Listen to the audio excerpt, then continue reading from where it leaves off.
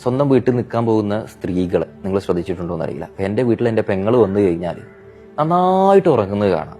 അപ്പം എനിക്ക് തോന്നുന്നു ഭർത്താവിൻ്റെ വീട്ടിൽ ഒട്ടും ഉറങ്ങാൻ ഇവർക്ക് സമയം കിട്ടുന്നില്ലേ, അല്ലെങ്കിൽ എന്താ സംഭവം. ഈ പെങ്ങളെ മക്കളുണ്ടെങ്കിൽ ഈ മക്കൾക്ക് മിഠായി നമ്മൾ വാങ്ങി കൊടുക്കേണ്ടി വരും, ട്രൗസർ നമ്മൾ ഇട്ട് കൊടുക്കേണ്ടി വരും, അവരുടെ പാമ്പേഴ്സ് വരെ നമ്മൾ മാറ്റി, സ്നഗ്ഗി വരെ മാറ്റി കൊടുക്കേണ്ടി വരും. കാരണം അവർക്ക് ഇതിനൊന്നും സമയം ഉണ്ടായിരിക്കില്ല. ആ ഭർത്താവിൻ്റെ വീട്ടിലെത്തിക്കഴിഞ്ഞാലോ കിച്ചണിൽ നിന്ന് ഇവർ പോരൂല, ഈ കുട്ടീൻ്റെ കാര്യം നോക്കും, നഴ്സറിക്കോ സ്കൂൾക്കോ എവിടേക്കാണോ കുട്ടി പോകുന്നത് അതൊക്കെ കൃത്യമായിട്ട് ചെയ്തിട്ടുണ്ടാവും. നമ്മളെ വീട്ടിലെത്തിക്കഴിഞ്ഞാൽ അവരുടെ ഒരു വേലക്കാരനായി പ്രത്യേകിച്ച് ആങ്ങളമാർ മാറുന്നൊരു സമ്പ്രദായമുണ്ട്. ഇതിൻ്റെ ഒരു കാരണം ഇവരുടെ വീട് എന്ന് പറഞ്ഞാൽ അവരുടെ മനസ്സിൻ്റെ ഉള്ളിൽ എപ്പോഴും സ്വന്തം വീട് സ്വന്തമായിട്ട് തന്നെയുണ്ട്.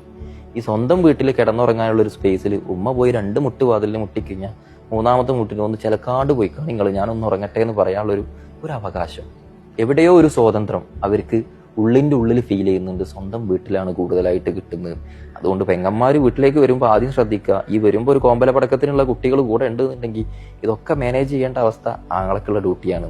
രണ്ടാമതൊരു കാര്യം മനസ്സിലാക്കുക, ബെഡിൽ അവർ കയറി കിടന്നിട്ടുണ്ടോ ആ ബെഡിൽ എന്തായാലും അവർ ഉറങ്ങാനായിട്ട് വന്ന പോലെ നമുക്കൊരു ഫീൽ ചെയ്യാറുണ്ട്. ഭർത്താവിൻ്റെ വീട്ടിൽ ഉറങ്ങാനൊരു സ്പേസ് ഇല്ലാത്തതുകൊണ്ടല്ല കേട്ടോ, പക്ഷെ സ്വന്തം വീട് എന്ന് പറയുമ്പോൾ നമുക്കായാലും അവർക്കായാലും അതൊരു അധികാരമാണ്, ഒരു അവകാശമാണ്. അവിടെ എന്തും ചെയ്യാം എന്നുള്ളതിൻ്റെ ഒരു തോന്നലും കൂടെയാണ്. അപ്പോൾ സ്വന്തം വീട്ടിൽ പോയിട്ട് നന്നായിട്ട് ഉറങ്ങുന്ന ഒരു ഫ്രണ്ട് നിങ്ങൾക്ക് ഉണ്ടെന്നുണ്ടെങ്കിൽ, അല്ലെങ്കിൽ ഒരു പെങ്ങൾ നിങ്ങൾക്ക് ഉണ്ടെന്നുണ്ടെങ്കിൽ അവർക്ക് തയ്ച്ചു കൊടുത്തേക്ക്.